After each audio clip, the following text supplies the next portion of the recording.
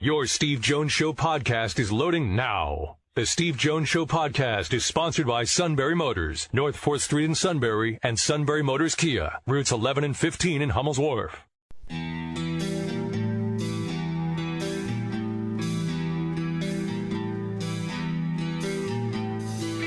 Sports talk where your voice counts. This is the Steve Jones Show on News Radio 1070 WKOK. Now from the Sunbury Motors Studio, here's Steve Jones.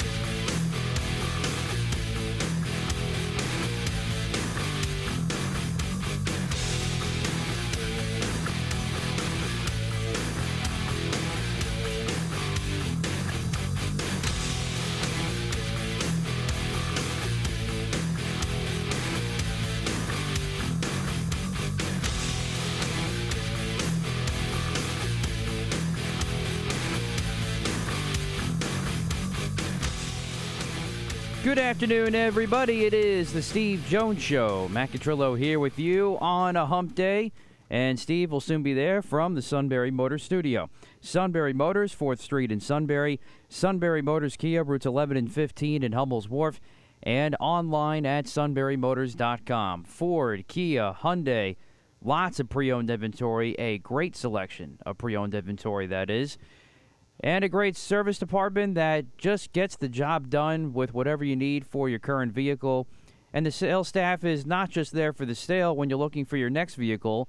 They're there to make sure that you get the right vehicle at the right price that's right for you and your family. And it's all at Sunbury Motors, 4th Street in Sunbury. Sunbury Motors Kia, routes 11 and 15 in Hummel's Wharf, and online at sunburymotors.com. Over on Eagle 107 right now, Phillies and the Mets finishing up their three-game series today with a matinee at Citizens Bank Park. Phillies started the game with a golden opportunity. Max Scherzer's on the mound for the Mets today, and he walked the first three batters. Phillies had the bases loaded with one out, got nothing. And that's played a big factor in the game since. The Mets now lead 4-1, top of the fifth. They got a run in the third from a Nemo homer. Pete Alonso was doubled in this game. Actually, he's got two RBI doubles in this game. Mets currently have the bases loaded with two outs in the top of the fifth. 4-1 lead as they try to get the season series or the series win there. Other scores around Major League Baseball at this point: Nats over the Braves 3-1. Pirates lead the Cubs 6-2. Okay. Pirates 1-3 on the year. Let's see what the Pirates. Brian Hayes has singled. Gamble has homered. Newman has tripled. Okay. So 6-2 Pirates. Guardians lead the Reds 6-1. The Red Sox lead the Tigers 7-2. 6-0 Dodgers over the Twins. Those are the look around the MLB as of right now. And in college football, really not a huge shocker here, as the winding collegiate career of quarterback JT Daniels has turned on to a country road, so says Pete Thamel of ESPN, as he is now heading to West Virginia following his stints at USC and, of course, at Georgia. Was 7-0 as the start of the past two seasons at Georgia, but now he's heading to the Big 12 and heading to West Virginia. So it keeps going. The beat keeps going on for JT Daniels as he finishes off his career in college football. Now, there's also a memorial service that has been planned for Dwayne Haskins. It'll be held next Friday in Pittsburgh. His wife came out with a very heartwarming statement today. So that'll be next Friday, and obviously had a lot of people to thank and for all the prayers and support and all that stuff. So, yeah, that's going to be next Friday. Still kind of learning the details from what happened there with Dwayne Haskins last week in South Florida.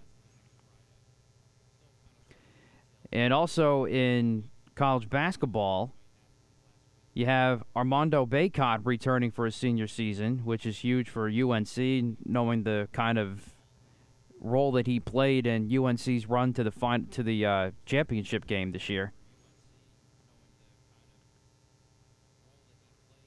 And that, of course, will put him in the discussion for the preseason Wooden Award honors. No doubt about that.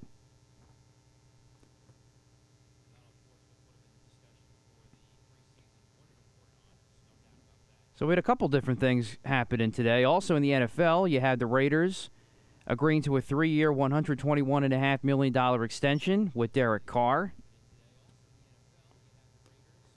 And the deal also includes a no-trade clause. Keeps Carr under contract through the 2025 season. Base salary is just under $20 million for next year.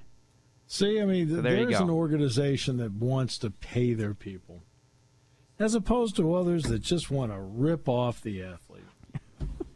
Well, I will say this, Mr. Steve Jones. Alec Boehm got a nice reception. Oh, that's last today. night. Oh, that was last. Oh, come on, Last night. Come on. They'll boo the heck out of him in a week. I mean, come on. He got a nice reception last night. Yeah. The fans saw that he was heartfelt. It was a mistake. It was an in the moment type thing. Blah, blah, and they say, "Hey, we love you, man. It's okay. Blah, Things blah. happen." Absolutely, until he makes the next mistake. All right, so we know how that group operates. Oh, my goodness. We love you. Don't ever do it again. Which part? The part where he talked or the part where he made the throwing error? The throwing error. He'll make another throwing error at some point, and they'll go after him. Oh, can't believe it. Yeah, it's just, and I'm speaking the truth here. The difference between you and me is I actually do tell the truth. Hey, you're in some fantasy world. No, senor! No, senor! No, senor! I mean, how about that tweet that was put out about your guy Embiid? He has more 40 and 10 games than anybody in the history of the NBA. Did you see that? Yeah. Yeah. It's actually not true. So he's 14th all time. Okay. He's 14th. I feel like I ruined your day with facts. There's still something wrong if he doesn't win the MVP, regardless of where he is in that list. Well, it's interesting. I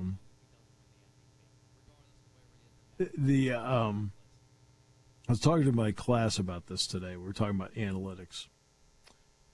And I thought that Scott Fransky made one of the better statements about it when he was on the show last week. So I talked about Scott's statement on the show where he said, look, it's a radio broadcast and TV has exponentially more time because you can see the game to go through some of the analytics. And if you watch Sunday Night Baseball, ESPN kept putting up one graph and one chart after another based on analytics. Now, it may appeal to a younger fan. It had no appeal to me. I was like, get that junk off the screen. Right? But part of it is I've watched so much sports in my lifetime, I don't need a math formula to figure out what I'm watching. To me, a lot of this stuff is for people who don't know sports. That's me. And I was talking to my class today about worthwhile analytics. And I pointed out what Scott said on a radio broadcast, I know at the time, but then Scott made what I thought was the ultimate point. If you had to explain it, it's not worth doing. If you have to explain it, it's for example, when you tell a joke, and I tell the suit this all the time, when you have to tell a joke and have to explain the joke, that's not good.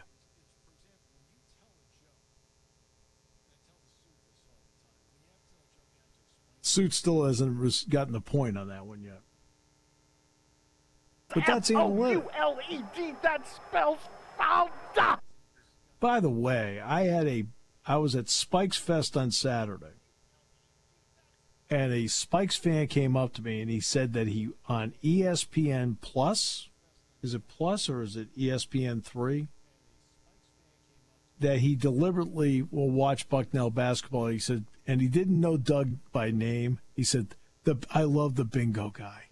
I love the bingo guy. I said, that's Doug Bird's song. I said, Doug's great. Bingo! Right? He said, I love the bingo guy. I said, yep. That's Doug. I said, you should love him. I said, he's awesome. But Scott made the point. If you have to explain it. So let's take one that's common. And again, this is all part of the conversation I had with my class today. We hear the word WAR all the time, wins above replacement in baseball. Can you define it? Can you define it? What does it? How do you come to the number that you're the number one in wins above replacement? Can you explain it?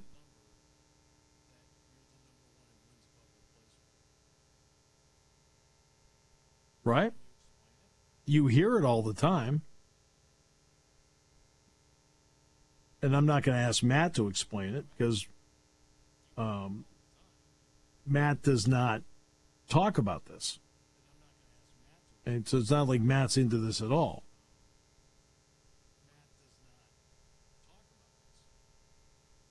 But how do you arrive at it?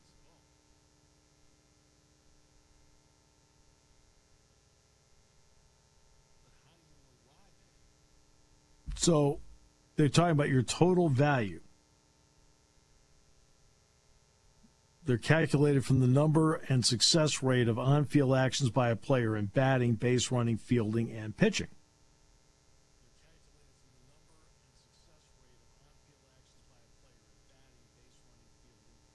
No clearly established formula exists for WAR. Sources that provide this statistic calculate it differently. These include Baseball Prospectus, Baseball Reference, and Fangraphs. All these sources publish the method they use to calculate WAR, and all use similar basic principles to do so.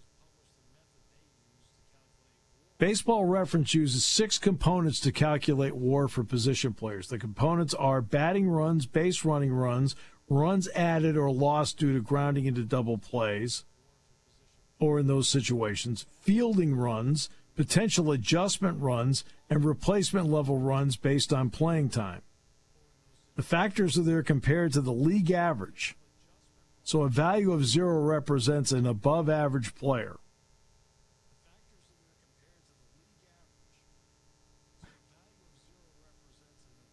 Okay, here's a number for you, 2. You know what 2 happens to be that I think are really, really important to figure out if somebody's really good? Matt, any guess on what 2 is? Well, I know that's Luke's favorite number. This isn't Sesame Street. But there's my feeling about analytics right there. But tell me the importance of the number 2 in terms of determining who is a really, really good player.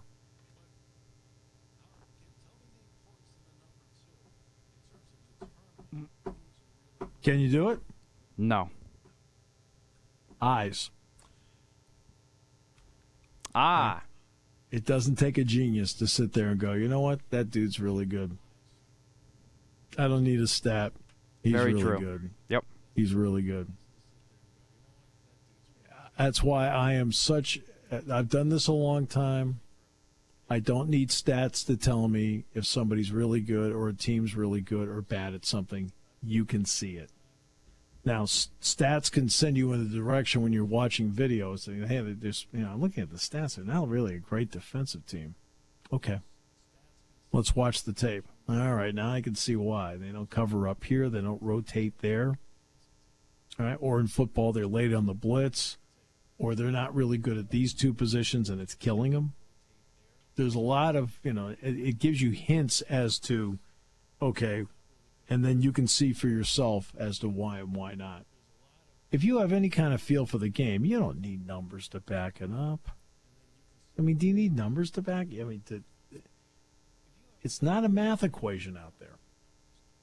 And they're dealing so much in probability. And I go back to this over and over again. Analytics are any tool that you can get your hands on that can help you, use it. But there are many, many ways to win. And on a given day, by the way, analytics is a way to win. There is no question. On a given day, analytics is a way to win. But it's not the only way to win. And that's the problem that you have with in every sport with sabermetrics. Analytics people are so dug in, they think it's the only way to win. And that is just silly. I mean, it's just literally silly. But it is a way to win. It's a way to win. No question. But analytics will tell you you have to go for it on every single fourth down. Analytics will tell you you need to go for a 2-point conversion every single time. Analytics will tell you you've got to take Max Scherzer out when he faces the third time through the order, even if Max is throwing a no-hitter. Even if Max is throwing a perfect game, analytics says he's got to come out. Really? Wow. My two eyes tell me they can't hit him today. I'm going to send him out one more time. And if he keeps doing it, I'm going to send him out again. See what I'm saying? Hey, recognize it is a way to win. Recognize it is not the only way to win. Like, for example, say you're a 6'8" power hitter who wants $500 billion in salary. Showing up for more than one playoff game in a given year probably would help your cause more. Just me. No? Bad? Shouldn't have brought that up? Get the lingerie on the deck. Call the janitor. You get frustrated when you go home every day, don't you? All right. We'll come back with more in a moment. We got Heath Bell, former closer, who was way better than Mariano Rivera in his prime. Way better. They weren't even close. No? You're not buying that? No good! No good! No good!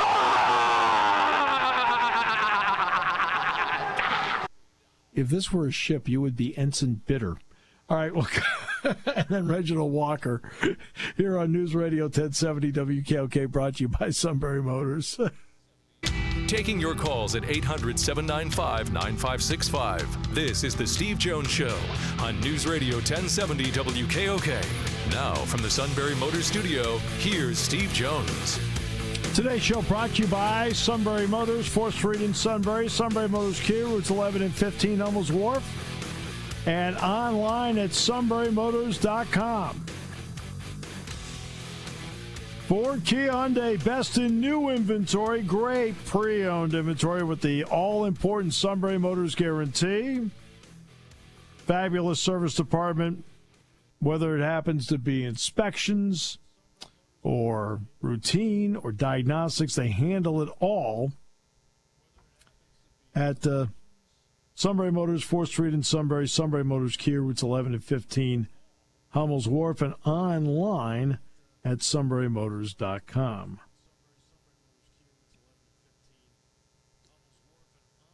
So this is an educational show. We've learned today that Luke Catrillo's favorite number is 2. That's correct. That's what, because that's the average number of runs the Yankees score per game, or? Hey, they're outscoring Toronto right now 4-3 in this series. I didn't think that was going to happen. Now, 4 runs in 2 games is not great, but hey, we'll take it. And 4 runs in 2 games is an average of what? Yeah, I walked right into that one, I know. No, if you could answer it for the audience, that'd be great. That'd be 2. Why do you always doubt me?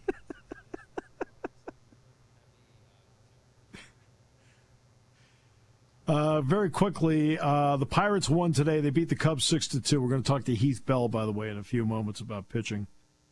Pirates beat the Cubs 6-2. Oh, my almighty! The Nationals beat the Braves 3-1. Guardians lead the Reds 6-1 top of the 7th. Top of the 6th, the Mets lead the Phillies 5-1. And the Red Sox in the top of the 7th now lead the Tigers 9-2. And in the series against Toronto, the Yankees are averaging how many runs per game? That would be 2. That's Luke's favorite number. Wow, that's neat.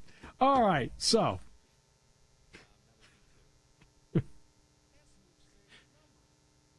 you're kind of angry right now, aren't you? I can promise you they didn't do it just for him. Because I would have objected to that. You're kind of angry right now. You're mad at yourself. Feel like you stepped into it. Yeah, I kind of am, actually. Yeah.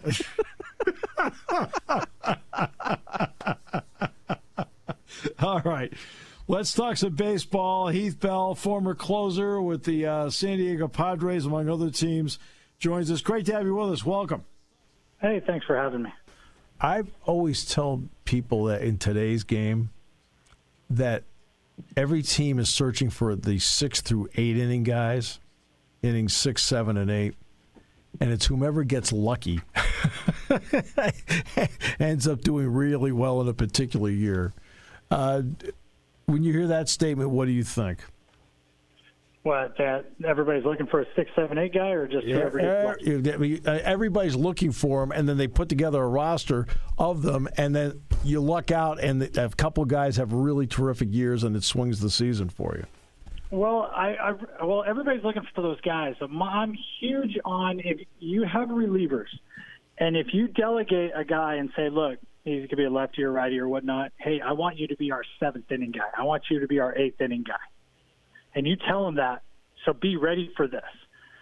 I almost feel like there'll be better pitchers in the bullpen and stuff instead of going, well, I'm just going to go with the hot hand. If people know their roles, it's almost like if you have a center fielder and a right fielder and a left fielder. If you just told them, hey, you're my outfield, and you just switch them up every game, one goes in center one day and the next day he's in left, next day he's right, they'll be good outfielders, but they're not going to be great outfielders. So I think in today's game, everybody's looking for those middle guys, but everybody just kind of throws whoever's hot out there, and they don't delegate it. And the teams that delegate it are the teams that have success and do very well.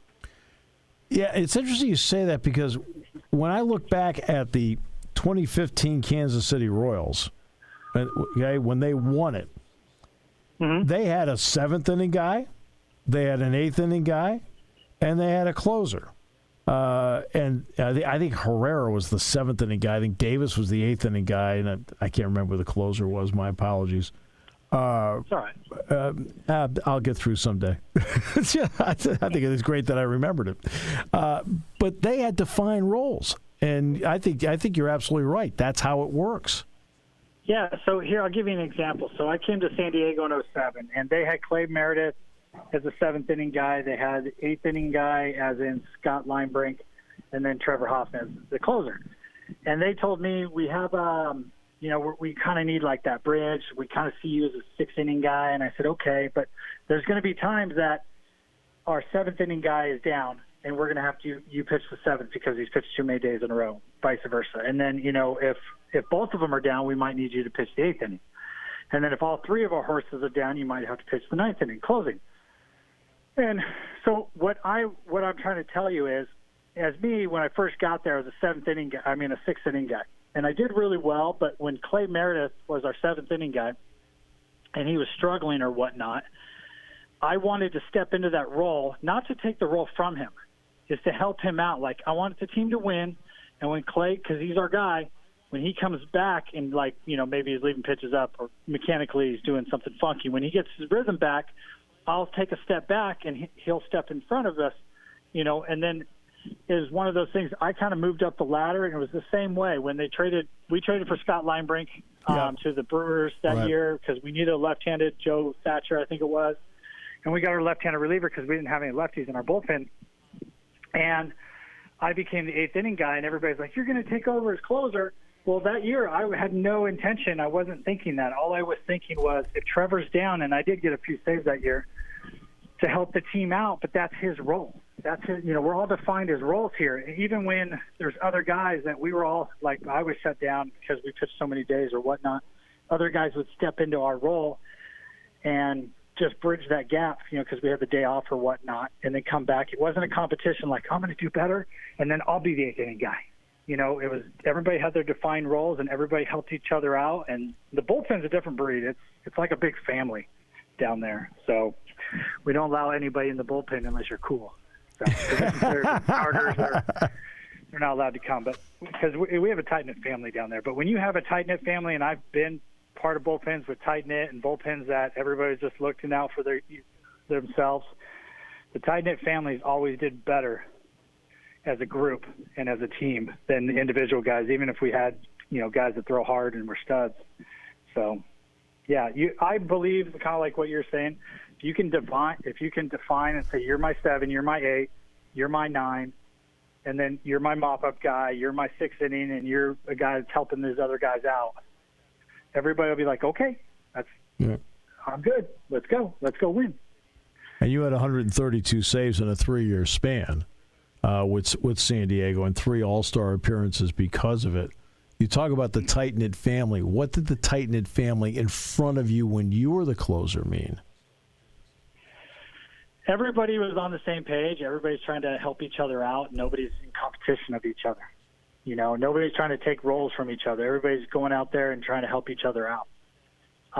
Because I'll give you an example. If you bring your 8th inning guy in or your closer in the game, all 7 guys on playing defense is excited. Besides the fans, they're almost like, dude, we're going to win this game. We got this game. Yep.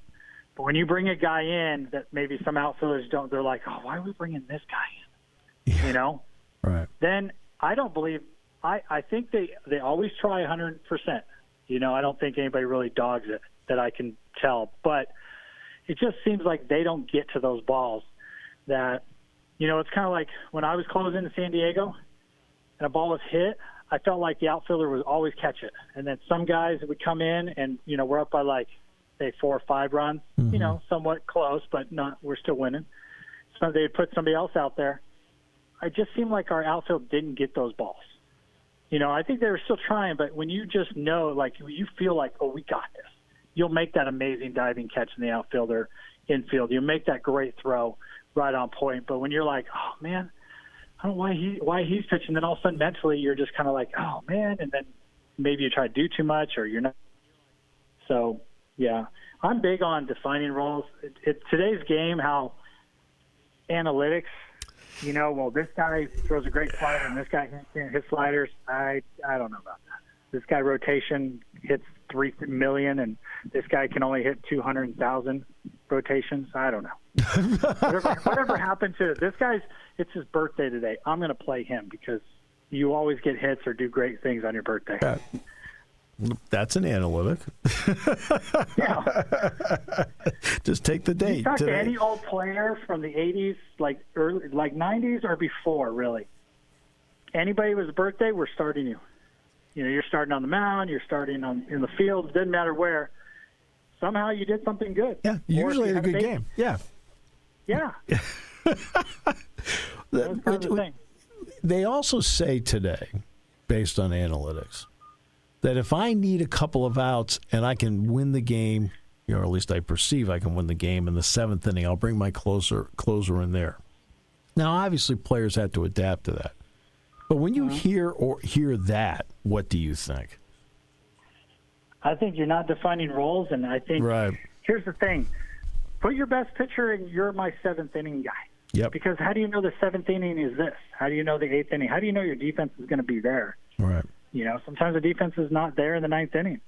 I just think you define roles. And, let me put it this way. In San Diego, when Clay Meredith was a sidewinder, he probably could have closed games. Trevor Hoffman definitely could have closed games. Right. Scott Linebrink, originally, when he came over in San Diego like 4 or 5 years before me, he was supposed to take over for Trevor Hoffman.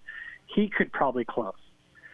And then I ended up closing, and everybody said I could probably close. So you had like 4 closers there, but you defined the roles. And that's what made us so unique in that bullpen in that stretch for a couple of years, is we had roles. We could have all been closers. I mean, when I was closing, Mike Adams was my setup guy. He closed for the Texas Rangers a few years later. That's right. We had Ernie Niesto. I'm going to say that wrong because I say Latin guys' names wrong all the time. Right. I can't roll my R's. But Fiesta, he closed for the Angels for a couple years, and he was our 7th inning guy. So it's one of those things. If you just have to find guys that can close games, and then you define, you're my 7th, you're my 8th, you're my 9th. Let's go. What does it mean to mental preparation on a daily basis when you do know what your role is? Well, in the bullpen, in the 5th inning, I started imagining and mental preparing myself and stretching physically, but mental preparing myself who is going to be up in the 9th inning. Right. And then if nobody gave up a hit, and if somebody gave up a hit, then I would redo it. And then I'd kind of picture in my head who was going to, if I was going to face this guy, how would I face him in this situation? How would I face this guy in this situation? Every inning, from the 6th inning, 7th inning, even the 8th inning, and then go out there like I already did it mentally in my head. And when you're the 6th inning guy, you start doing it in the 4th inning, 3rd or 4th. When you're the 7th, you kind of do it in the 4th or 5th. And everybody does that. And it's funny because when I said the bullpen's a family, roughly the first 3 innings, everybody's joking around, having a good time, having fun. And then at about the end of the 3rd, you start seeing everybody start getting quiet. Everybody's focusing on the game more, what they have to do, what their role is.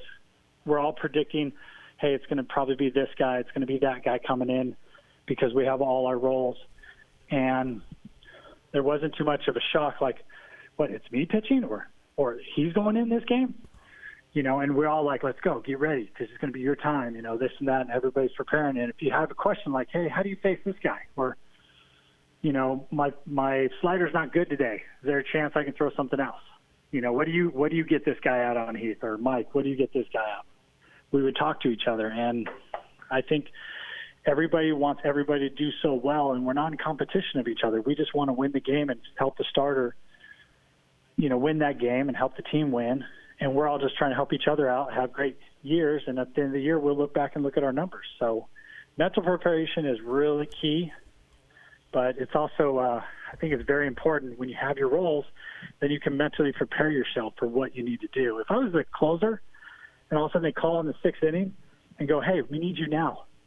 Okay, well, I didn't mentally prepare. Now I just got to go out there and physically do what you're asking me to do without my preparation. So, all right. How many pitches did it usually take for you to warm up when you were the closer? I mean, you knew what your role was going to be, so how many pitches did it usually take? In college, I learned how to get ready in 10 pitches. Oh, good. And I'll tell you this, and they taught me how to do this in college. They said you get 8 on the field. Well, now there's a time clock, so you got to be quick. Right. But you had 8 on the field, and right around the 8th or 9th pitch, you could say, hey, I'm ready. You're going to get 3 to 5 pitches. By the time the coach calls, the other coach picks up the phone, or you relay the hat signals. And then you might have 1 or 2 pitches after that while the coach walks out there slow. So you'll end up, you say you're ready in 10 pitches, but you really end up throwing like 22 pitches, after warm-ups. So you have enough. But then I was also taught everything, and we all were taught this, but we forget about it. Every pitch is like a fastball. Your curveball, your changeup, your slider, it doesn't matter. So if you can get your fastball going exactly where you want it, like locate it, then it's just a different grip. And if you take that mental aspect, there you go. You just have the different grip, and you throw it like a fastball. So if you got your fastball working, everything else should fall in line. Same arm slot, different grip. Yep, all it is a different grip. Nothing's different except for the grip. Yeah. And I was preached that in college, and I took that the rest of my career. When you look at the analytics of today's game, what do you like about it? What don't you like about it? I don't like how it's like match up every single, person is matching up against matchup.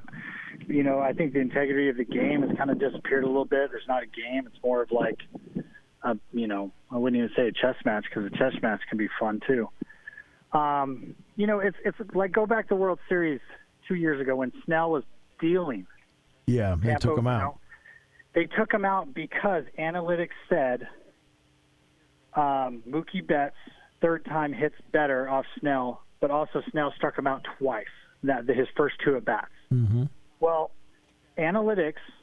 reporting to analytics, there should never be a no-hitter or never a perfect game in the rest of the baseball, because analytics says no. Whatever happened to the manager, I got a gut feeling this guy's going to hit. I just got a gut feeling this guy's going to do it. Analytics, and this is what I hear. I don't know. I kind of know, but I'm not going to tell you exactly to be fact. But I've heard from high sources, the managers don't even make lineups anymore. Yeah. It's a bunch of young computer guys that don't know. They've never played the game.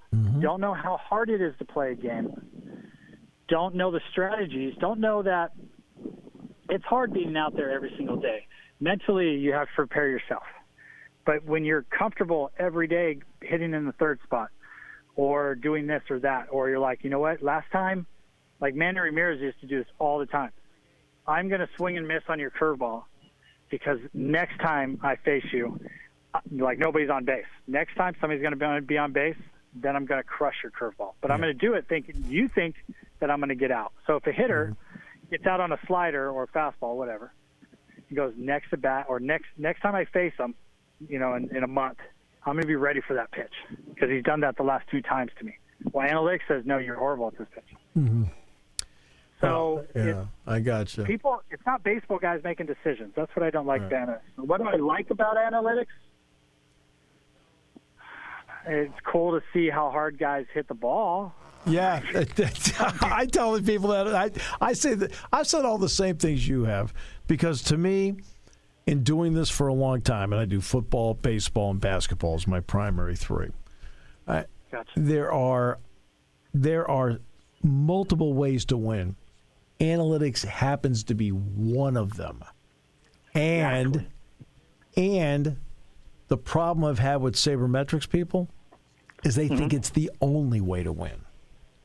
And exactly. You and I know there are multiple ways to do it. Yeah, so I guess I'm going to plug myself, but I started a podcast like a couple weeks ago, and I talk about the Padres mostly, but baseball. And the thing is I talk about like pitching, and I know pitching, and a lot of people know pitching, and like I just said, everything leads off the fastball. I feel like analytics is like your curveball. It's like your changeup. You just can't keep throwing a changeup all the time. Right. But if you have a fastball and you use the changeup as an analytics, like your secondary pitch, you'll be that much better as a pitcher. Just exactly what you're saying. There's other ways of getting people out. It's just not this one way of getting people out. Like my last couple of years, analytics started being in baseball, and all the scouting reports. This is how you pitch to him, and the analytics people would tell me that. And it was early, and it wasn't as good as it is now. And my question was, how do you get the hitter out? Well, this is how you pitch to him. How do you get him out? I want to get him out. Tell me that. They had no answer for me. This is how you pitch to him. Okay. So I always say the same thing over and over again. I've actually been to the campus of MIT. They have no national championship banners. All right, so we'll leave it at that. I can't wait to get you back on the show. It was a lot of fun. No, thanks for having me. If you get a chance, listen to my new podcast. I probably have about 2 followers right now. It's called Ring the Bell. Perfect. Mostly about the Padres, but I talk about baseball a lot. I'm a big baseball nut. So anyway, I love the history of baseball. It's great. I'd love to see baseball back, and we're not striking. It's awesome. Exactly. And after being on this show, we'll go from 2 podcast listeners to 4. Perfect. Yeah. That's great. See, double my rating. That's the impact I have. All right. That a boy. Thank you. Hey, thanks, Heath. Appreciate it. Bye-bye. We'll talk to you soon. Heath Bell, who, by the way, texted me and he said the Yankees were averaging 2 runs a game. All right, whatever. It's good to know. Not the only one. But fortunately, it's Luke's favorite number. It must have been devastating when Jalen Hurts switched to 1. We didn't know what the number 2 was yet, so it's okay. I have all sorts of jokes there. I'm going to stay away from them. We'll come back with more in a moment here on News Radio 1070 WKOK. When car repairs get difficult, Well, I just don't know. Me neither. we get good. Sunbury Motors. More than quality new and used cars, Sunbury Motors specializes in complicated auto repair diagnosis. They can handle intricate repairs and even complete auto body with service open Monday through Friday, 7 till 4. And Sunbury Motors has made simple repairs easy. Maintaining your vehicle is necessary. Finding the time to do it is difficult. Welcome to Sunbury Motors Quick Lane. Open 7 till 4, Monday through Friday. Just walk in or call ahead. Relax in their remodeled waiting room with Wi-Fi, beverages, and snacks. While Sunbury Motors factory trained techs take care of your oil change, tire alignments, brakes, and inspections. Quick Lane, 6:30 to 6, Monday through Friday, Saturday, 6:30 till 2. Sunbury Motors, Ford and Hyundai, North 4th Street, Sunbury. And Sunbury Motors Kia, routes 11 and 15 in Hummel's Wharf. We take the out of auto repair.